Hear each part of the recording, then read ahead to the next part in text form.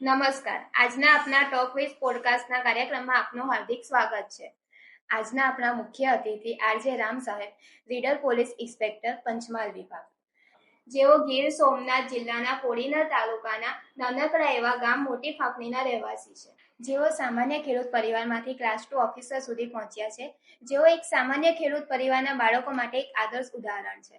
ગુજરાત રાજ્યમાં સોશિયલ મીડિયાના લોકોમાંથી ભાગ્યે જ કોઈ એવું હશે જે એમના નામથી અને કામથી પરિચિત ન હોય, જેમણે સામાજિક જાગૃતિ, વ્યસન મુક્તિ, યુવાનોને શૈક્ષણિક શિક્ષણનું માર્ગદર્શન, પર્યાવરણ આધારિત જાગૃતિમાં ખૂબ જ સક્રિય છે. જેઓ પોતાના આહિર સમાજમાં વૈચારિક ક્રાંતિ ગ્રુપના માધ્યમથી છેલ્લા 5-1 વર્ષથી સામાજિક જાગૃતિ તેમજ વિકાસનું કામ કરી સામાજિક વિકાસથી રાષ્ટ્ર વિકાસ સિદ્ધાંત મુજબ કામ કરે છે, જેની સમગ્ર રાજ્યના મીડિયાએ ખૂબ સારી નોંધ લીધેલ છે. સર, તમારો અભ્યાસક્રમ શું છે અને તમે કઈ કઈ પરીક્ષાઓ આજ સુધી પાસ કરી છે? મેં શરૂઆતમાં પ્રાથમિક શિક્ષણ મારા ગામમાં જ સરકારી સ્કૂલમાં લીધેલું. માધ્યમિક શિક્ષણ છે એ મારા ગામની બાજુમાં જ બાજુના ગામનું નામ જમણવાડા ગામ છે, તાલુકા કોડીનાર, એમાં લીધેલું છે. પછી ગ્રેજ્યુએશન સુધીનો અભ્યાસક્રમ કરેલો છે. તમારા ગામથી જ કર્યો ગ્રેજ્યુએશન? હા, ગ્રેજ્યુએશન છે મારા ગામથી જ કરેલું, કોડીનાર કરેલું. અને પછી મેં પીટીસી કરેલું, એટલે પીટીસીની એક્ઝામ પણ પાસ કરેલી. પછી શિક્ષક તરીકેની ફરજ દરમિયાન સીઆરસી કોર્ડિનેટરની પરીક્ષા જિલ્લા લેવલે લેવાની, એમાં બી પાસ હતો. પછી પોલીસ કોન્સ્ટેબલની એક્ઝામ મેં 96માં આપી, પાસ કરેલી. ત્યારબાદ શિક્ષક તરીકે જોઈન થયો અને પછી મેં રેવન્યુ તલાટીની એક્ઝામ પણ પહેલી જે રેવન્યુ તલાટીની એક્ઝામ હતી એ પણ મેં જુનાગઢ જિલ્લા ખાતે ફર્સ્ટ તરીકે સફળતા મેળવેલી હતી. શિક્ષક તરીકેની તમે ફરજ ક્યાં નિભાવી હતી? શિક્ષક તરીકેની ફરજ મારા ગામમાં જ 11 વર્ષ સુધી મારા ગામમાં જ ફરજ બજાવી અને છેલ્લે હું સીઆરસી કોર્ડિનેટર તરીકે કોડીનાર તાલુકામાં. ત્યારબાદ શિક્ષક તરીકેની જોબ દરમિયાન જ મેં પોલીસ ભરતી બોર્ડ દ્વારા લેવામાં આવતી પરીક્ષા પાસ કરી અને 2010માં પીએસઆઈ તરીકે હું ઓબીસી કેટેગરીમાં ગુજરાત ફર્સ્ટ તરીકે મેં પાસ કરી. ત્યારબાદ આ 8 વર્ષ જોબ કરી અને પીઆઈ તરીકે પ્રમોશન પામીને અહીંયા પોલીસ કોન્સ્ટેબલની જવાબદારી તમે ક્યાં નિભાવી? કયા તાલુકા? પોલીસ કોન્સ્ટેબલની તરીકેની જવાબદારી અમરેલી જિલ્લામાં હું ભરતી થયો હતો અને ત્યાં જ ફરજ બજાવી અને છેલ્લા 2-4 મહિના મારા કોડીનાર તાલુકામાં પણ ફરજ બજાવી. અને એ પહેલા મેં રેવન્યુ તલાટીની એક્ઝામ પણ આપેલી, જે પહેલી વહેલી રેવન્યુ તલાટીની હતી. એમાં પણ હું જુનાગઢ જિલ્લા ફર્સ્ટ હતો ને સ્ટેટ લેવલે 32 પોઈન્ટ. સાહેબ, જનરલ પરીક્ષા અને સ્પર્ધાત્મક પરીક્ષામાં શું અંતર છે? આ પ્રશ્નનો જવાબ હું મારા એંગલથી આપું તો જનરલ પરીક્ષા એટલે પીટીસી હોય. પીટીસી તમે 2 વર્ષ મહેનત કરી અને પીટીસીની પરીક્ષા આપો, ગમે એટલા ટકા આવે તો તમને જોબ કોઈ ના આપે. તમે ટીવાય કરો 3 વર્ષ સુધી, ટીવાય કરો, ટીવાયની એક્ઝામમાં ગમે એટલા ટકા આવે તો તમને ડાયરેક્ટ જોબ કોઈ ના આપે. એમએ 2 વર્ષ કરો, એમએસસી કરો કે એમએડ કરો તો ડાયરેક્ટ કોઈ જોબ તમને ના આપે. સ્પર્ધાત્મક પરીક્ષાની ખાસ એ વિશેષતા છે કે તમે ગમે એટલો સમય તૈયારી કરો. પહેલામાં જયારે સમય મર્યાદો ફિક્સ હોય છે, વર્ષ કે 2 વર્ષ કે 3 વર્ષ. સ્પર્ધાત્મક પરીક્ષા તમે 6 મહિના આપીને પરીક્ષા પાસ કરો તો બીજા જ દિવસે તમારો ઓર્ડર આવી જાય. એટલે મારી દ્રષ્ટિએ વિદ્યાર્થીઓ માટે સ્પર્ધાત્મક પરીક્ષા નોકરી લેવા માટે ખૂબ જ સુંદર અને ઉત્તમ તક કહેવાય મારી દ્રષ્ટિએ. સર, હાલમાં કઈ કઈ સ્પર્ધાત્મક પરીક્ષાની તૈયારીઓ ચાલી રહી છે? હાલમાં સરકાર દ્વારા ઘણી બધી સ્પર્ધાત્મક પરીક્ષાઓ લેવામાં આવી રહી છે, જેમાં સૌથી વધારે લોકપ્રિય અને વધુમાં વધુ સંખ્યામાં લોકો જો આપતા હોય તો પોલીસ કોન્સ્ટેબલ તરીકેની છે. પછી એએસઆઈની પણ આવે છે, પીએસઆઈ પણ એક્ઝામ આવે છે, પીઆઈની પણ વચ્ચે આવતી જે હાલ બંધ છે, ડીવાયએસપી તરીકેની, અને પછી યુપીએસસી લેવલ આવી જાય. એ સિવાય રેવન્યુ તલાટી હોય, પંચાયત તલાટી હોય, ફોરેસ્ટ વિભાગની હોય, કોર્ટ વિભાગની હોય, હેલ્થ વિભાગની હોય, એમ અલગ અલગ જે સરકારી જે કચેરીઓ છે એમના ક્લાર્ક, આસિસ્ટન્ટ તરીકેની પણ જોબ હોય છે. પરીક્ષા અલગ અલગ આવતી હોય છે, જે વિદ્યાર્થીઓ પોતાની લાયકાત અનુસાર આપી શકે. સર, તમે અત્યાર સુધી અહીં પહોંચ્યા છો તો તમારા જીવનમાં કોણ એવું પ્રેરણાદાયક વ્યક્તિ છે જેનાથી તમે પ્રેરિત થયા છો? મારી લાઈફમાં મારા ફાધર, મારા પિતાજી મારા માટે ખૂબ જ પ્રેરક વ્યક્તિત્વ રહ્યા છે. જેને નાનપણથી જ મને સંસ્કાર પણ આપ્યા છે, કે જેમણે નાનપણથી રામાયણ, મહાભારત અને આધ્યાત્મિક જ્ઞાન બધું આપ્યું છે. રાતે સૂતી વખતે મને અડધો કલાક ક્યારેક કલાક સુધી પણ રામાયણની, મહાભારતની વાતો જેને કીધી કે લાઈફમાં આપણે કેવી રીતે આગળ વધવું જોઈએ. પછી જ્યારે જાહેર જીવનમાં મને તલાટીની મુલાકાત લેવડાવી, પંચાયતમાં જે કર્મચારી હોય, મંડળીમાં જે કર્મચારી હોય, કોડીનાર તાલુકા લેવલે જતા હોય તો ત્યાં પોલીસ સ્ટેશનની મુલાકાત લેવડાવે, બેંકમાં સાથે લઈ જાય કે જો થોડીક વધારે મહેનત કરે તો અહીં સુધી પહોંચાય, તમે વધારે મહેનત કરો તો મેનેજર સુધી પહોંચો. પછી કોઈનું વાહન જતું હોય તો ત્યારે પણ એમ કહેતા કે તમે જેટલી મહેનત કરો જે લેવલ સુધી પહોંચો એવું વાહન લઈ શકો. અલગ અલગ ઘર બતાવીને પણ ત્યારે કહેતા કે જેવી જેની મહેનત એ પ્રમાણે આવી સફળતા મળે છે. એટલે નાનપણથી જ મને એમ કીધું કે એક લેવલ સુધી પહોંચવું હોય તો આપણે સખત પહેલા તો આપણું ટાર્ગેટ છે મહેનત કરવી પડે. ડાયરેક્ટ ઘર લેવા માટે મહેનત ના કરે, તમે મહેનત કરો તો ઘર, ગાડી, બંગલો કે જે ઓટોમેટિક આવે. આ પ્રેરણા જે છે એ મારા ફાધરે મારા જીવનમાં આપેલી, એ જ મારા માટે મુખ્ય પ્રેરક વ્યક્તિત્વ છે. સાહેબ, કોઈ પણ પરીક્ષાની તૈયારી કરવા માટે શું કરવું જોઈએ? કોઈ પણ પરીક્ષાની તૈયારી માટે આયોજન કરવું હોય તો એના માટે સૌથી પહેલા તો લક્ષ્ય હોવું નક્કી છે. ભાઈ તમારે શેની પરીક્ષા આપી છે? તમારે તલાટીની એક્ઝામ આપવાની છે, પોલીસ કોન્સ્ટેબલની એક્ઝામ આપવાની છે, પીએસઆઈ લેવલની આપવાની છે કે જીપીએસસી લેવલની આપવાની છે. મુખ્ય તમારું લક્ષ્ય ફિક્સ હોવું જોઈએ. તો એ પ્રમાણે તમે પછી બીજા સ્ટેપ ઉપર આવે એનું આયોજન. તમારું લક્ષ્ય જો ફિક્સ હશે તો જ તમે એના ઉપર આયોજન કરી શકશો. આયોજનનું પણ ખૂબ જ મહત્વ છે. દરેક કોઈ પણ પ્રસંગ હોય લાઈફમાં તો જો યોગ્ય આયોજન હોય તો જ એમાં સફળતાના તમારા ચાન્સ વધી જતા હોય છે. સ્પર્ધાત્મક પરીક્ષામાં પણ એવું છે કે તમે કોઈ પણ એક લક્ષ્ય નક્કી થાય પછી તમારું જો પ્રોપર આયોજન હોય, ભાઈ મારે તલાટી લેવલની જ એક્ઝામ આપવાની છે તો એનું પ્રોપર તમારે આખું આયોજન પોતાની રીતે તૈયાર કરવું પડે તો તમારા સફળતા મેળવવાના ચાન્સ ખૂબ જ વધી જાય છે. એના માટે ત્રીજો મુદ્દો છે નિયમિતતા અને શિસ્ત. જીવનમાં સફળતા મેળવવા માટે નિયમિતતા અને શિસ્તનું ખૂબ જ મહત્વ છે. કોઈ પણ ફિલ્ડમાં તમે હોય, સ્પર્ધાત્મક પરીક્ષાની જો તમારે તૈયારી કરવી હોય તો તમારે સતત સાતત્ય તમારે જાળવવું પડે. વચ્ચે તમે કટ કરો એટલે આખું નવેસરથી કરવું પડે. તમે ક્યાં ચૂક્યા તમને પછી ખ્યાલ ના રહે. વચ્ચે કટ થઈ જાય તો આખું પ્રોપર આયોજન તમે છે ને દિશાવિહીન થઈ જાય, દિશા ભ્રમિત તમે થઈ જાય. ક્યાંથી શરૂ કરવું એટલે અભિમન્યુ જેવી સ્થિતિ થઈ, સાતકોઠા જેવી. તો અત્યારથી તમારે તૈયારી કરવી હોય તો એના માટે નિયમિતતા સતત રાખવી પડે કે પ્રોપર તમને ખબર હોય તમે ક્યાં પહોંચ્યા અને આવતીકાલથી તમારે ક્યાં ચાલુ કરવાનું છે. એટલું જ મહત્વ શિસ્તનું પણ છે. જીવન લાઈફમાં શિસ્તનું મહત્વ છે એમ કારકિર્દી ઘડતરમાં પણ શિસ્તનું મહત્વ ખૂબ છે કે તમે જે પ્રોપર આયોજન કર્યું એને તમારે સતત વળગી રહેવું પડે મારી દ્રષ્ટિએ. ચોથો મુદ્દો છે સકારાત્મકતાનું પણ એટલું જ ખૂબ જરૂરી છે. આ વિદ્યાર્થીઓને મારી દ્રષ્ટિએ લગભગ સ્પેસિફિક આ મુદ્દો લેતા નથી. મારી દ્રષ્ટિએ હકારાત્મક જે અભિગમ છે એ વિદ્યાર્થીઓ માટે ખૂબ જ અગત્યનો મુદ્દો છે. જો હકારાત્મક અભિગમ નહીં રાખે તો એને પાસ થવાના ચાન્સ પણ ખૂબ ઓછા હોય છે. પોઝિટિવિટી નહીં, તમને ખબર છે ખૂબ જ મોટિવેશનલ જે સ્પીકરો છે, ઘણા બધા લેખકો છે ને પોઝિટિવિટી બાબતે ખૂબ ઘણા બધા સેલિબ્રિટીઓએ પણ પુસ્તક લખ્યા છે. જો તમારામાં પોઝિટિવિટી છે સતત તો તમારે પાસ થવાના ચાન્સ પણ ખૂબ હશે. પણ ઘણા બધા વિદ્યાર્થીઓને નિષ્ફળતા પાછળ કારણ છે નેગેટિવિટી ખૂબ હોય છે. હું આ મહેનત કરીને પાસ નહીં થાય તો પહેલેથી જ હિંમત હારી જાય છે. એટલે નેગેટિવિટી આવી જાય જેના લીધે ફેલ થઈ જાય. એટલે મારી દ્રષ્ટિએ નેગેટિવિટી જીવનમાં બિલકુલ ન આવવી જોઈએ, કારણ કે નેગેટિવિટી તો બિલકુલ નુકસાન જ છે. તો જ્યારેથી શરૂઆત કરે ત્યારથી જીવનમાં અને એને પોતાના જે અભ્યાસની શરૂઆત કરે એમાં સતત પોઝિટિવિટી રાખવી પડે કે મારે જેના માટે મહેનત કરવી છે એના માટે હું લાયક છું, મારી મહેનત છે એ પૂરતી છે અને હું સફળતા ચોક્કસ મેળવીશ. મારું લક્ષ્ય આ છે. એના પછીનો અગત્યનો મુદ્દો છે સંસાધનોનો ખૂબ જ સમજદારી ભર્યો ઉપયોગ. જે તમારી પાસે મટીરિયલ છે, કઈ પ્રકારનું મટીરિયલ જોઈએ, કઈ પ્રકારનું મટીરિયલ વાંચવું જોઈએ અને કઈ પ્રકારનું મટીરિયલ ન વાંચવું જોઈએ, ક્યારે વાંચવું જોઈએ, કઈ રીતે વાંચવું જોઈએ, કેટલે સુધી વાંચવું જોઈએ, આનું ખૂબ જ મહત્વ છે મારી દ્રષ્ટિએ. કોઈ પણ પરીક્ષાને તેમાં તૈયારી કરવી હોય તો મારી દ્રષ્ટિએ જીસીઆરટી અને એનસીઆરટી ની બુક્સ આવે. કોઈ પણ સ્પર્ધાત્મક પરીક્ષા માટે અલગ બુક આવે એ તો લોકોની માન્યતા છે, પણ એનો મુખ્ય પાયો જો મજબૂત કરવો હોય તો જે તમે 5 ધોરણથી 12 ધોરણ સુધી ભણી ગયા એ જ પુસ્તક તમારો પાયો સદ્ધર બનાવી દે છે. આ લોકો ભૂલી જાય છે કે ભાઈ એના માટે અલગ તે કઈ નથી.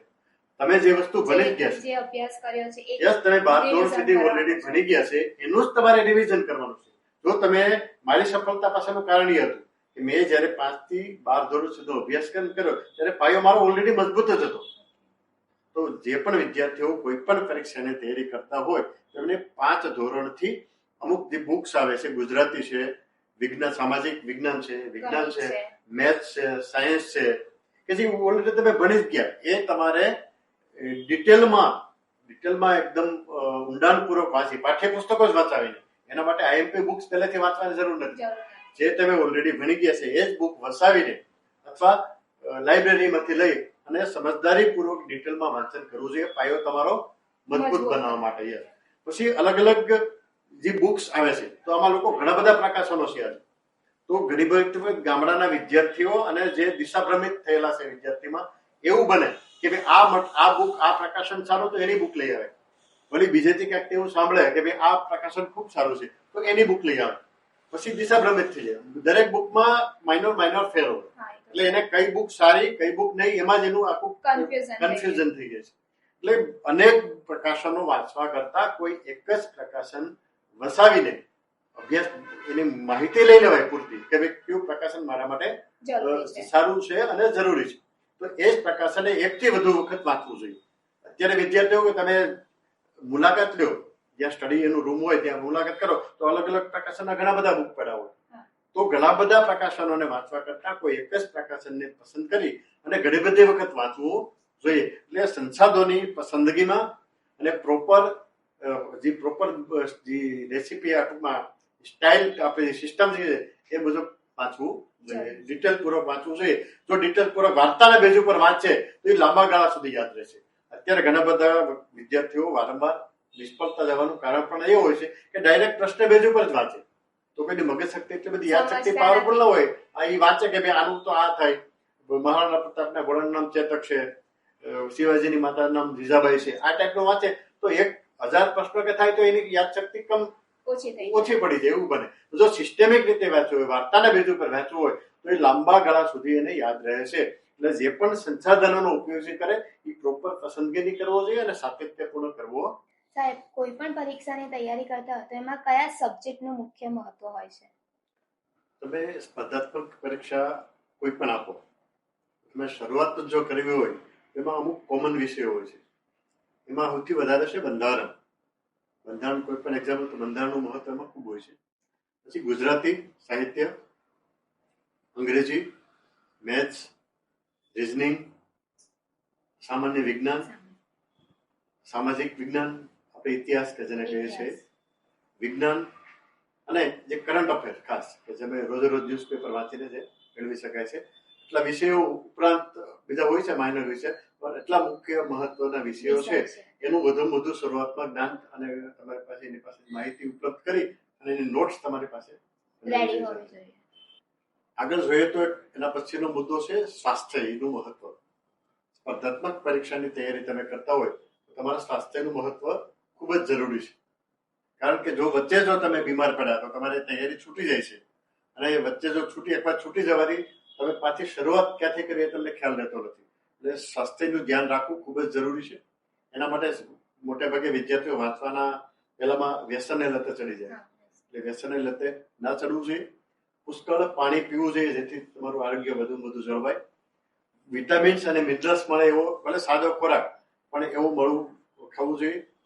સાથે સાથે ધ્યાન અને યોગમાં પણ કદાચ સમય ઘણી વખત એવું વિદ્યાર્થી માનતા કે એમાં મારી પાસે સમય નથી, પણ જે યોગ કે ધ્યાન કરે તો એના વાંચનના મહેનતના ભાગરૂપ જ ગણો. કારણ કે સ્ટ્રોક તંદુરસ્ત શરીરમાં તંદુરસ્ત મનનું ઘડતર થાય. જો તમારું શરીર તંદુરસ્ત હશે તો જ તમારું માઇન્ડ પાવરફુલ હશે, તમારી યાદશક્તિ પાવરફુલ હશે, તમને વિચારો પોઝિટિવ આવશે અને એ જ તમને આગળ જતા મદદ તમને કરી શકશે. એ સાથે સાથે છે પુનરાવર્તન. એક વખત પ્રોપર તૈયારી તમારી થઈ જાય, નોટ્સ વગેરે બની જાય, પછી તમારે સૌથી અગત્યની બાબત છે જેટલી પણ વખત તમે કરેલા અભ્યાસક્રમનું વારંવાર જેટલી વખત પુનરાવર્તન થાય, તમારે યાદ રહેવાની શક્યતા ખૂબ વધારે હોય છે. એ વિષયમાં ડીપ જવાની શક્યતા તમારે વધારે હોય છે. એના માટે સતત વારંવાર જાતે બનાવેલી નોટ વધુ વાંચીએ તો મારી દ્રષ્ટિએ ખૂબ મહત્વનું રહે. અને હવે તો ઘણા બધા તૈયાર એક્ઝામના પ્રશ્નપત્રો પણ આવે છે, મોક ટેસ્ટ વગેરે આવે છે. તે વધુ જો એક્ઝામની ટેસ્ટ આપે તો એને વારંવાર મહાવરો થવાથી એક્ઝામનો એક પ્રકારનો હાવ હોય એ જતો રહેશે ને એ પણ એને ઉપયોગી બને છે. સાહેબ, સ્પર્ધાત્મક એક્ઝામમાં મોટિવેશનની જરૂર ખરી?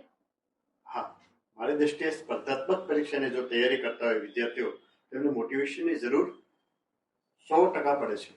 પણ મોટિવેશન એટલે શું? મોટિવેશન છે તમને એના હજારો વિડીયો મળી રહેશે. આજની તારીખે તો ગલ્લે ગલ્લે મોટિવેશન સ્પીકરો પણ છે. પણ મોટિવેશન શું છે એ બાબત મારે વિદ્યાર્થીને કેવી છે? મોટિવેશન છે એમાંથી તમને કોઈ પણ પ્રશ્ન પૂછાતો નથી ક્યારે પણ. અત્યાર સુધીની સર્વિસમાં મેં જોયું નથી કે ભાઈ મોટિવેશન માંથી તમને પ્રશ્ન પૂછાય, છતાં પણ જરૂરી છે. મોટિવેશન નું કામ મારી દ્રષ્ટિએ આપણે જમણવારમાં મસાલો અથાણા વગેરે હોય, અથાણા આપણે વિટામિન માટે લેતા નથી. અથાણા એટલા માટે લઈએ છીએ કે આપણે જે રૂટીન જે ખોરાક છે કે જેમાંથી વિટામિન્સ વગેરે જે મળે છે એ ખોરાક સારી રીતે લઈ શકીએ, ખોરાક સારી રીતે પચી શકે એના માટે અથાણા લઈએ છીએ. તો મોટિવેશન છે એક્ઝામમાં તમને ક્યારેય નથી પૂછાતું, પણ તમારો જે અભ્યાસક્રમ જે મન પરોવવા માટે જરૂરી છે, વધારે અભ્યાસક્રમ તરફે આકર્ષવા માટે જરૂરી છે, તમારો ઉત્સાહ વધારવા માટે જરૂરી છે. યાદ શક્તિ પણ ઘણી વખત વધી શકે છે, એવું બની શકે છે. પણ એનો મતલબ એમ નથી કે તમે ગમે એની પાસે મોટિવેશન. મોટિવેશન વસ્તુ એવી છે કે તમને જો મળે તો એક વાક્યમાં પણ મોટિવેશન મળી જાય, અને 7 દિવસથી સત્તા બેસાડીને સતત મોટિવેશન કહેવામાં આવે તો તમને કશું બી ના મળે એવું બને. મોટિવેશન વસ્તુ એવી છે કે તમારા મા બાપ પાસેથી પણ મળી જાય. તમે તમારા મા બાપની પરિસ્થિતિ તમે જોઈ લો, એ જે કક્ષાએ કામ કરતા હોય, જે લેવલે કામ કરતા હોય, જે પરિસ્થિતિમાં કામ કરતા હોય, એ પરિસ્થિતિમાં જો ગામડાનો બાળક એને જોઈ જાય કે ભાઈ આવી પરિસ્થિતિમાં તે સંઘર્ષ કરીને મને અહીં સુધી પહોંચાડ્યો છે, તો મને એમ થાય કે ભાઈ મારે આવી પરિસ્થિતિ એવી નથી, અથવા નોકરી લઈને પણ મારે એમને આ પરિસ્થિતિમાં ઉગાડશે. આ પણ એક પ્રકારનું મોટિવેશન. એટલે મોટિવેશનલ આપણા કોઈ મમ્મી પપ્પા છે, આપણા મિત્રો છે, કે આપણા બા દાદા કે કોઈ બી છે જેની પાસેથી આપણને મળી રહે છે. મોટિવેશન સ્પીકરો બધી મોટિવેશન જે સ્પીકરો છે એ માત્ર પ્રોફેશનલ બેઝ ઉપર વાત કરે. મોટિવેશન જે પ્રોફેશનલ મોટિવેશન સ્પીકરો છે તમારા માટે કશું જ નથી કરતા, એ એમના માટે કરે છે. જયારે તમારે મોટિવેશન લેવું હોય તો તમે કોઈ પણ તમારા માટે નિમિત્ત બની શકે છે. તમારો ભાઈ હોય, બેન હોય, મમ્મી પપ્પા હોય, તમારી પરિસ્થિતિ હોય, તમે સેલ્ફ મોટિવેશન પણ કરી શકો. દુનિયામાં સૌથી મોટું મોટિવેશન છે સેલ્ફ મોટિવેશન. પોતે જાતે જેમ કે ભાઈ મારે મારી ખરાબ પરિસ્થિતિમાંથી મારે બહાર આવવું છે, મારી જે ક્ષમતા છે એને મહત્તમ બહાર કાઢવી જ છે, અને મારે હાર્ડવર્ક કરવું જ છે. તો એ જેનામાં આવે એ મારી દ્રષ્ટિએ સૌથી મોટું મોટિવેશન છે. મોટિવેશનની જરૂર ખરી, પણ આ રીતે. સર, અમુક લોકો વારંવાર પરીક્ષાની તૈયારીઓ કરે છે તે છતાં બી નિષ્ફળ જાય છે, તો તેનું શું કારણ? આ પ્રશ્ન મારા દ્રષ્ટિએ ખૂબ જ અગત્યનો છે. સ્પર્ધાત્મક પરીક્ષાઓની તૈયારી કરતામાં આવો આંકડો ખૂબ જ મોટી સંખ્યામાં હોય છે. મેં જયારે સ્પર્ધાત્મક પરીક્ષાની તૈયારી ચાલુ કરી કે જયારે ઘણા બધા વિદ્યાર્થીઓ મારા મિત્રો એવા હતા કે જેમની ઓલરેડી તૈયારી પૂરી થઈ ગઈ હતી. મને એમ હતું કે એમના કરતા ખૂબ પાછળ છે. અને આજે હું અહીં સુધ્યા પછી પણ ઘણા બધા એવા મિત્રો છે કે નોકરી લાગે જ નથી. ઘણા મારા પછી 5 વર્ષ પછી લાગે છે. આવો એક આંકડો ખૂબ જ મોટો હોય છે. એની પાછળનું ચોક્કસ મારા અભ્યાસ પ્રમાણે એવું કારણ હોય છે કે એની પાસે કંઈક તો ખૂટતું હશે. કારણ કે ઘણા બધા વર્ષોથી જો તૈયારી કરતા હોય છતાં પણ નિષ્ફળતા મળે છે, મતલબ કે કંઈક તો એને ખૂટતું જ હોય છે. એની મહેનત તો ખૂબ મોટી છે, કંઈક ખૂટતું હોય છે. તો મારી દ્રષ્ટિએ એનું કારણ એ હોય છે કે શું ખોટ હશે એ કાંઈ એને ખબર નથી, અથવા એવું બને કે એને ખબર છે તો એ પોતે સ્વીકારે. સ્વીકાર્યા પછી એવું બને કે જાહેરમાં સ્વીકારે પણ નહીં, એને અમલ ના કરે. તમારે એક વખત નિદાન તો કરવું પડે ને, ભાઈ મારી પાસે શું ખોટે છે. એટલે એની પાસે જે ખૂટતું હોય એ પોતે સ્વીકારે નહીં, કાં પોતેનું અમલ વિરે ના કરે. એને પોતે એક વખત મહેનત મૂકી દે, ફેલ થાય એટલે મહેનત મૂકી દે. પછી ગમે એમ થાય કે આ વસ્તુ તો મને આવડે જ છે, ગુજરાતી ગ્રામર છે તો મને આવડે જ છે, એ પછી બીજી વાર એ ના વાંચે કે આ તો મેં 10 વખત વાંચી નાખી. તો આવી બાબત છે, એનામાં જે ખૂટતું જ એને ખ્યાલ આવી જાય. આવા ઘણા બધા વિદ્યાર્થીઓ માટે મેસેજ દેવાનો છે કે આવા વિદ્યાર્થી હોય તો સંપૂર્ણ નવેસરથી તૈયારી કરવી જોઈએ. કારણ કે એની પાસે પુષ્કળ સમય છે, 2 કે 5 વર્ષ કાઢી નાખવા હોય તો નવેસરથી જો તૈયારી કરે પ્રોપર તો એને સફળતા મળવાના ચાન્સ મારી દ્રષ્ટિએ વધી જાય છે. સર, પરીક્ષાની તૈયારી કરતા હોય અને એમાં 1-2 વાર નિષ્ફળ જાય તો તેના માટે શું કરવું જોઈએ? આ ખૂબ સરસ મજાનો પ્રશ્ન કર્યો અને એક ખૂબ ખોટા માસને કામ લાગી ગયું છે. કોઈ પણ તૈયારી કરતા હોય ને એકાદી વખત નિષ્ફળતા મળે તો ઘણા બધા વિદ્યાર્થીઓએ શરૂઆતથી જ ભણેલા હશે કે નિષ્ફળતા એ સફળતાની ચાવી છે. નિષ્ફળતા જે મળેલી છે એને જ પગથિયું બનાવીને તમે આગળ ચડી શકો, આવું બને. આપણે સાંભળેલું તો છે, મારા જીવનમાં પણ આ ઘટના બનેલી છે અને હું વધારે સારી રીતે કહી શકાય. 2008માં મેં PSI ની એક્ઝામ આપેલી અને ઇન્ટરવ્યુમાં મારે 100 માંથી માત્ર 11 માર્ક્સ આવેલા અને હું 0.8 માર્ક્સથી ફેલ થયેલો. મને મારી ક્ષમતા વિશે પેલું નતું એમ. મેં જયારે જોયું કે ભાઈ હું શેને લીધે ફેલ થયો એને સર્ચ કર્યો તો મને ખબર પડી કે 100 માર્ક ઇન્ટરવ્યુ ના હોય એમાંથી તમને 11 જ આવ્યા છે. એટલે મેં સર્ચ કર્યો કે પાસ થવું હોય તો શું કરવું. નિષ્ફળતા મળી તો પાક્કી વસ્તુ છે. મતલબ કે રિટર્નમાં મારે ઘણા બધા માર્ક્સ હતા. 100 માંથી 11 જ માર્ક મારે હતા. તો પણ હું ખાલી માત્ર 0.8 માર્ક્સથી ફેલ થયો. મતલબ કે મને એ ખ્યાલ આવી ગયો કે મારી પોતાની ક્ષમતા છે. ઇન્ટરવ્યુમાં ક્યાંક 50 હોય અથવા ઇન્ટરવ્યુમાં ટોબી હોય, કદાચ ઓછા માર્ક દેવાના એવું બને શકે. તો હવે મારે જો કરવું હોય તો મારો પ્લસ પોઈન્ટ શું હતો કે મારે રિટર્નમાં ખૂબ સારા માર્ક્સ હતા. મતલબ કે મારી ક્ષમતા છે એટલે મારો આત્મવિશ્વાસ મેં વધારે કે ભાઈ મારે લીધે હું ફેલ નથી થયો. ઇન્ટરવ્યુના હિસાબે હું ફેલ થયો. હવે જો મારે પાસ થવું હોય તો મારે મારી ક્ષમતા છે એનો પોઝિટિવિટી લેવી પડે. મારામાં ખૂટતી કડી મારે શોધવી પડે. આગલા પ્રશ્નમાં જઈએ, મારામાં ખૂટતી કડી શું છે કે ઇન્ટરવ્યુમાં કદાચ મારે 11 માર્ક્સથી વધારે નહીં આવે તો મેં બીજી વખત એવું નક્કી કર્યું કે રિટર્નમાં જે મારા માર્ક્સ આવે છે એમાં હું વધારી શકું. ઇન્ટરવ્યુમાં મારા હાથની વસ્તુ નથી. કદાચ આગલી બેચ એવી આવે કે એમાં મારું હાર્ડ ઇન્ટરવ્યુ આવે, 11 ને બદલે 10 માર્ક્સ પણ આવે. મેં આગલી ભરતીમાં 2010માં જયારે ફોર્મ ભર્યું ત્યારે જાહેરમાં જયારે એક મીટિંગ હતી ત્યારે મેં વાત કરી કે ભાઈ ભરતી બોર્ડ પણ મને ફેલ નહીં કરી શકે. કારણ કે મેં એવું નક્કી કરેલું હતું કે મારે જે 10 કે 11 માર્ક્સ ઘટે છે ને હું રિટર્નમાં જ લઈ આવીશ. એટલે રિટર્નમાં થોડીક વધારે મેં મહેનત કરી લીધી. એટલી બધી મહેનત કરી કદાચ ઇન્ટરવ્યુમાં મને -11 માર્ક્સ આપે તો હું ફેલ ના થતો. અને જયારે રિઝલ્ટ આવ્યું એની સામે ત્યારે હું ઓબીસી કેટેગરીમાં ગુજરાત ફર્સ્ટ હતો અને જનરલ કેટેગરીમાં ઓલ ઓવર 38મો રેન્ક હતો મારો. એટલે જે નિષ્ફળતા મળી છે એનો મતલબ એવું નથી કે ફેલ જ છે. એ 2 કે 5 માર્કથી ફેલ હોય તો એને માત્ર 2 કે 5 માર્ક પૂરતી જ વધારાની મહેનત કરાવી હોય. પણ ઘણી વખત એવું બને કે એકવાર ફેલ થાય ને તો તૈયાર કરેલો ની પણ ભૂલી જતા હોય. તમારી જે મૂડી છે તમે 5 માર્કથી જ ફેલ થયા મતલબ કે તમે 95% તો સાચા જ હતા. તો એ જે લોકોને ખ્યાલ હોતો નથી અથવા એ અનુભવી શકતા નથી અથવા એને પોઝિટિવલી લઈ શકતા નથી. એટલે જેમણે જે મહેનત કરી છે વિદ્યાર્થીએ એને ગયા વર્ષે જે મહેનત કરી છે એ મહેનત જાળવી જ રાખીને વધારાની જો મહેનત કરે તો જયારે નેક્સ્ટ ટાઈમ પરીક્ષા આપે ત્યારે પાસ થવાના ચાન્સ બીજા બધા કરતા મારી દ્રષ્ટિએ વધારે હોય છે. સર, તમે ઇત્તર પ્રવૃત્તિમાં તો સક્રિય છો અને તમે તમારા પોલીસ વિભાગમાં બી તમારી આગવી ઓળખ ધરાવો છો. મેં એવું સાંભળ્યું છે. તો એકાદ તમારો એવો અનુભવ હશે જે અત્યારે બી તમને યાદ હશે તો તમે અમારા દર્શક મિત્રોને જણાવશો? તમે જે પ્રશ્ન કર્યો છે કે મારી લાઈફમાં યાદગાર કોઈ પણ અનુભવ હોય એ જણાવવા શક્યું છે. એના પહેલા પોલીસ ડિપાર્ટમેન્ટની વાત કરું કે અમે જયારે ભરતી થઈએ એ પછી અમને જે તાલીમ આપવામાં આવે છે શારીરિક અને માનસિક રીતે એ ખૂબ જ એટલે એ લેવલની હોય છે કે ભવિષ્યમાં આવનાર સમસ્યાઓ, ભવિષ્યમાં આવનાર પડકારો, ભવિષ્યમાં કરવા પડતા કામોની તમામ તાલીમ અમને એમાં મળી જતી હોય છે, ફિઝિકલ અને મેન્ટલી બંને. તો એ અમારી તાલીમના ભાગરૂપ જે અમને જે અનુભવ મળ્યો છે ચોક્કસ આ બનાવમાં મળ્યો છે. બનાવ છે 2016નો રાજકોટ જિલ્લાના જેતપુર સિટીમાંથી એક પાટીદાર સમાજના 4 વર્ષના બાળક રુદ્રનું કિડનેપ થયેલું લગ્ન પ્રસંગમાંથી. એ કિડનેપર છે એ ઝારખંડનો હતો ને જેતપુરથી કિડનેપ કરીને અમદાવાદ ગયો. અમદાવાદથી ઝારખંડ જતો હતો. એ દરમિયાન જોગાનુજોગ અમારે મેઘાલય સેમિનારમાં જવાનું થયું. હું ગોંડલ રહેતો ત્યારે ગોંડલથી હું સુરત ગયો અને સુરતથી અમારે ભુસાવલ જવાનું હતું. ભુસાવલથી ગુવાહાટી અને ગુવાહાટીથી મેઘાલય સુધી જવાનું હતું. આ અમારો રૂટ હતો. જેવા અમે ભુસાવલ વાળી જે ટ્રેનમાં અમે બેઠા તો જોગાનુજોગ બાળકના નસીબ પ્રમાણે જે કિડનેપર હતો એ ઓલરેડી અમારા ડબ્બામાં જ મને જોવા મળ્યો અને અમે જે તાલીમ લીધેલી હોય એના આધારે મને ડાઉટ ગયો. બાળક એકદમ ઉદાસ હતો, એકદમ એટલો બધો ગભરાઈ ગયો. એના ઉપરથી મને ડાઉટ ગયો કે ભાઈ એમનો બાળક નહીં હોય. થોડી ઘણી પોલીસની રીતે અમે પૂછપરછ કરી તો પોતે બીએસએફ વાળો હતો એટલે વધારે ડાઉટ કરાય એમ નતો કે અથવા વધારે પૂછપરછ કરાય એમ નતો. પછી થોડોક અમે સમય પસાર થવા દઈએ ને ભુસાવલ સુધી જવા દીધો કે ત્યાં પોલીસની મદદ લઈને અમે પૂછપરછ કરીશું. હા, તો એ દરમિયાન થોડીક વેરીફાઈ પણ કરવું પડે કારણ કે એ જ બાળક છે એમને ખ્યાલ નતો. ચોક્કસ એવી તો ખબર નથી કારણ કે હું નીકળી ગયા પછી બાળકનું કિડનેપ થયું.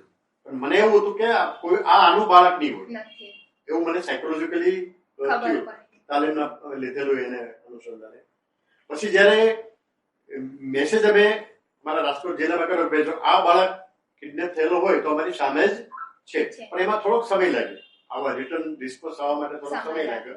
એ દરમિયાન પેલો જલગાંવ ઉતરી ગયો અને અમે થોડી પૂછપરછ તો ઘણી બધી કરેલી હતી કે બીએસએફમાં છે, ઝારખંડનો છે, ગંગાનગર નોકરી કરે છે. એ ઘણી બધી માહિતી અમારી પાસે આવી ગઈ. એક ફોટો પણ અમે અમારા પેલા બુદ્ધિપૂર્વક અને અમારે તાલીમના ભાગરૂપો એક ખ્યાલ ન આવે એ રીતે અમે ફોટો પણ પાડી લીધો.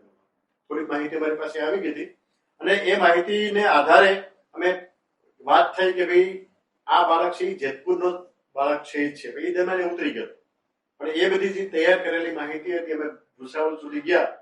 જોગાજોગ ભૂસાવલ પોલીસની મદદ માટે અમે 2 પીએસઆઈ હતા મારી સાથેના મદદ માટે ગયા. બે મદદ મળે અને એ બાળક મેં જ જોયેલો હતો. ઓપરેશન હું જ હેન્ડલ કરતો હતો એટલા માટે હું અલગ અલગ પ્લેટફોર્મ પર બાળકને શોધતો હતો. એ દરમિયાન કે બાળક ક્યાંક મળી જાય કારણ કે એ તો ઉતરી જ ગયા હતા. એટલે છેલ્લું પ્લેટફોર્મ ઉપર મને જોગાજોગ એ જ બાળક મળ્યો, 4 વર્ષનો બાળક. કારણ કે મારી નજરમાં બાળક જ હતું. જાંબલી કલરનો શર્ટ પહેરેલો હતો એટલે ખબર પડી કે બાળક ત્યાં જ છે. અને ત્યાં ગયા ને એમ ઘટના તો બહુ લાંબી છે પણ અત્યારે ટૂંકમાં કહીશ કે જયારે ત્યાં ગઈ થોડી પૂછપરછ કરી. અમારે ત્યાં ફાઇટ થવા માટેની પૂરી ચાન્સ હતી કારણ કે જયારે કિડનેપર કોઈ પણ હોય તો પૂરતા શસ્ત્રો સાથે તૈયારી સાથે આવે. એવું બી બને કે એની સાથે ગ્રુપ પણ હોય, એવું બને. અમને એવું કીધું હતું કે ઝારખંડનો છે પણ એ ભૂસાવલનો પણ એવું બને અને ગેંગ સાથે જોડાયેલો એવું પણ બને. મારા નજરમાં માત્ર ને માત્ર 4 વર્ષનું બાળક હતું. તો હું યંગ હતો, પોલીસ ઓફિસર હતો, પોલીસ તાલીમ લીધેલી હતી, મારી પાસે સંપૂર્ણ ઓપરેશનનું જ્ઞાન હતું. એ તમામ તાલીમનો જે લીધેલું હતું જ્ઞાન એનો તમામ ઉપયોગ કરીને એ બાળકને બચાવવા માટે મેં પૂરા પ્રયાસ કર્યા. પહેલા સમજાવટથી કર્યું. મેં કીધું થોડુંક વેઇટ કરું તો પોલીસ મદદ માટે આવી જાય. અને એ દરમિયાન મને ચેલેન્જ આપી. અમારે ફાઇટ બી થઈ ને ફાઇટ થઈ એટલે એ મારા કરતા વધુ સક્ષમ હતો. BSF નો જવાન હતો, મારા કરતા ઉંમરમાં મોટો હતો, હાઇટમાં બી બરોબર હતો. અને મારી પાસે સત્ય હતું. મારી પાસે હું સત્યનો સાથી હતો અને એ ગુનેગાર હતો. એ જ એનો માઇનસ પોઈન્ટ હતો. ને બાળકને અમારે સંઘર્ષ થયો. એ બાળકને બચાવીને મેં મારી પાસે લઈ લીધું અને એને પહેલા થોડી વાર માટે જવા દીધું. આવી રહે છે કે તારે જરૂર નથી કારણ કે બાળકને બચાવવું એ મહત્વની વસ્તુ હતી. અને બાળકને ઝડપથી દોડી અને હું મૂકવા આવ્યો પછી તો પોલીસ માટે બાળક બચી ગયો. અમારામાં અમે સ્વતંત્ર હતા, કોઈ જાતની બીક નથી. અને પછી દોડી અને એને પણ પકડી લીધો. આ જે બનાવ જે છે કે કારણ કે પોતે પણ એક BSF નો જવાન હતો, આદર્શ કે જેને આદર્શ આપણે માનીએ. અને આવી વિકૃત માનસથી એને જે ગેરકાયદેસર લાભ મેળવવાના હેતુથી અપહરણ કર્યું હતું અને મારા કરતા સક્ષમ હતો છતાં પણ બચાવી શક્યો. એ બચાવી શક્યો એનું કારણ એ હતું કે એને મમ્મીનું જે આધ્યાત્મિક રીતે ખૂબ હતા, સ્વામિનારાયણ સંપ્રદાયમાં ખૂબ માનતા અને એમને મન્નત લીધેલી હતી કે ભાઈ મારા બાળક બચે પછી મારે અંજામ લેવું છે. એ જ કદાચ મારા માટે પ્રેરક હોય એને મને હિંમત આપી હોય. પણ જે મારું જે જ્ઞાન છે, મારી જે પોલીસની તાલીમની જે ઓપરેશન ને બધું શીખ્યા હોય એ બધું તમામ મને એ જ ઘટનામાં યાદ આવ્યું હતું. અને આજની તારીખે પરિવાર આજે 2016 થી ઘણા એટલા બધા વર્ષો થયા પછી તો એ ગુનેગારને સજા પણ આપી છે, પાસામાં પણ ગયો છે અને ગુનેગાર થઈને નોકરીમાંથી પણ રૂક્ષત આપી છે. પણ એ પરિવાર આજની તારીખે પણ મને ભૂલો નથી અને અમે લગભગ 2 થી 3 મહિના વધારે નથી થયા ત્યારે અમે મળે છે. મારી માટે કે કોઈના જીવન બચાવવામાં આપણે જે નિમિત્તરૂપ બન્યા છે તો આ બધી જે જોબ છે પોલીસના હિસાબે આ વસ્તુ કરી શકું. તે મારા માટે ખૂબ જ યાદગાર ઘટના છે અને મારા લાઈફ સેટિસ્ફેક્શન પણ છે અને જોબ સેટિસ્ફેક્શન પણ છે. સર, આજના યુવાનોને તમે શું સંદેશો આપવા માંગો છો? શ્રીમદ ભગવદ્ ગીતા એક એવો ગ્રંથ છે કે દુનિયાની મહત્તમ સમસ્યાનું સોલ્યુશન એમાં જ મળે છે. તો બીજું મારું અંગતથી કંઈ કહેતા પહેલા ગીતા સંદેશ સ્વાધ્યાય પરિવારમાં પરમ પૂજ્ય પાંડુરંગ શાસ્ત્રી આઠવાલેજીએ એક મેસેજ આપ્યો છે ગીતા સંદેશ નામનો. એના આધારિત જ કહી કે આ પ્રશ્નનો જવાબ એમાં જ આવી જશે.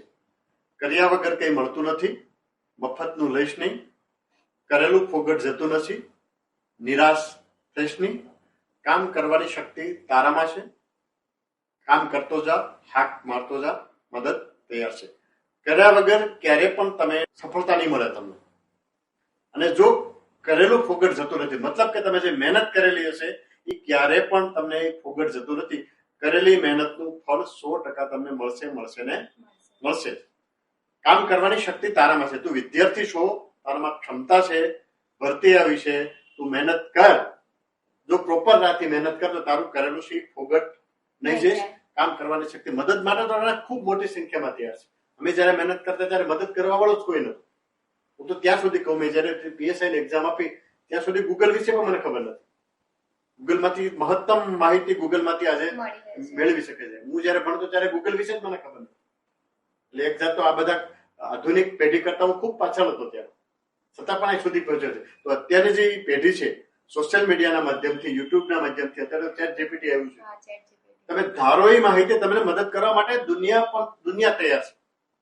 ઘણી બધી એકેડેમી છે, ઘણા બધા પ્રકાશનો છે, ઘણા બધા મોટિવેટરો છે, ઘણા બધા શિક્ષકો છે, બધા તમને એની રીતે મદદ કરવા માટે તૈયાર છે. માત્ર ખૂટે છે તો તમારી મહેનત, તમારું ધ્યેય અને તમારી જે મહત્વાકાંક્ષા છે એ ઘટે છે. જો પ્રોપર પહેલાથી કરવામાં આવે તો મારી દ્રષ્ટિએ સફળતા મેળવવા માટે કોઈ રોકી ન શકે. સર, તમે તમારા બીજી શેડ્યુલમાંથી અમારા શો ટોક વિથ પોડકાસ્ટમાં આવ્યા તેના બદલ તમારો ખૂબ ખૂબ આભાર. આજરોજ ટોક વિથ પોડકાસ્ટની મુલાકાત લઈ અને એ જાણી મને વિશેષ આનંદ થયો છે કે આપ લોકો અલગ અલગ ફિલ્ડના લોકોની સફળતા અને કાર્યો વિશે કાર્યક્રમ કરી અને લોકો સુધી પહોંચાડો છો. એનાથી લોકોને એક પ્રકારની ઉર્જા, માર્ગદર્શન અને પ્રોત્સાહન મળે છે. આવા કાર્યક્રમ કરવાથી લોકો સુધી સાચી માહિતી, સારી માહિતી, ઉપયોગી માહિતી મળે છે, જેનાથી લોકોને અલગ અલગ ક્ષેત્રોમાં આગળ વધવા માટે મદદરૂપ થઈ શકે છે.